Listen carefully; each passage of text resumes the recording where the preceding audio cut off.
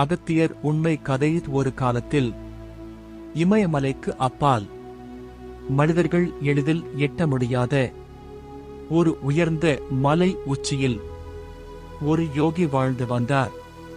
அவர் சாதாரண தவசி அல்ல. அவருடைய மூச்சு கூட மந்திரம் போல சக்தி கொண்டது. மழை வராத காலத்தில் அவர் கண்மூடியால் மேகங்கள் கூடி வந்தன. நோயால் துடித்த மனிதன் அவர் பாதம் தொட்டால் உடல் தெளிந்தது. அந்த யோகி அகத்தியர். பல யுகங்கள் கடந்தும் அவருடைய தவம் குறையவில்லை. ஆனால் தவம் வளர வளர மனத்தில் ஒரு மெல்லிய குரல் ஒலிக்கத் தொடங்கியது. என்னைப் போல தவம் செய்தவர் யார்? இந்த உலகத்தில் என் ஞானத்திற்கு சமமானவர் இன்னும் யாரும் பிறக்கவில்லை. அந்த குரல் சத்தமாக இல்லை, ஆனால் அது அகங்காரம். ஒரு நாள் அகத்தியர் ஆழ்ந்த தியானத்தில் இருந்தபோது மலை பாதையில் ஒரு முதியவர் நடந்து வந்தார்.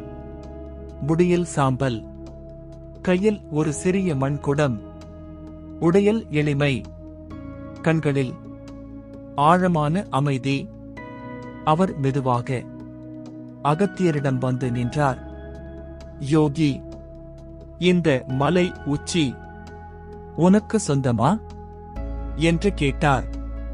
அகத்தியர் கண் திறந்து சிறு புன்னகையுடன் சொன்னார், இந்த மலை அல்ல, இந்த தவமே எனக்கு சொந்தம்.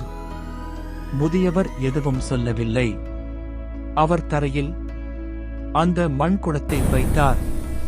இந்த குடத்தை ஒரு அடி நகர்த்து பார்ப்போமா என்று கேட்டார். அகத்தியர் சிரித்தார். ஒரு மண் குடமா? அவருக்கா? அவர் கண்களை மூடி தன் யோக சக்தியை ஒன்றாக திரட்டினார். மலை கூட அசையும். அந்த சக்தி அந்த குடத்தின் மீது விழுந்தது. ஆனால் குடம் அசையவில்லை. அகத்தியர் மீண்டும் முயன்றார். இந்த முறை அவரின் நெற்றியில் வியர்வை, மூச்சு வேகமானது, உடல் நடுங்கியது. குடம் அதே இடத்தில். அகத்தியரின் மனத்தில் ஒரு உடைப்பு ஏற்பட்டது. அவரின் தவம் தோற்கவில்லை. அவரின் நான் தோற்றது. அவர் மெதுவாக முதியவரின் காலடியில் விழுந்தார். நீங்கள் யார் என்று குரல் தளர்ந்து கேட்டார். அந்த முதியவர் சிரித்தார். அந்த சிரிப்பில் மலைகள் நடுங்கின. அந்த உடல் ஒளியாக மாறியது. அவர் சிவன். அகத்தியா என்று சிவன் சொன்னார். ஞானம் உயர்ந்தது. ஆனால் அகங்காரம் இருந்தால் அது பாரமாக மாறும். சக்தி உன்னிடம் இல்லை, அருள்தான் உன்னை நடத்துகிறது. அந்த வார்த்தைகள் அகத்தியரின் உள்ளத்தில் முழுதாக கரைந்தன.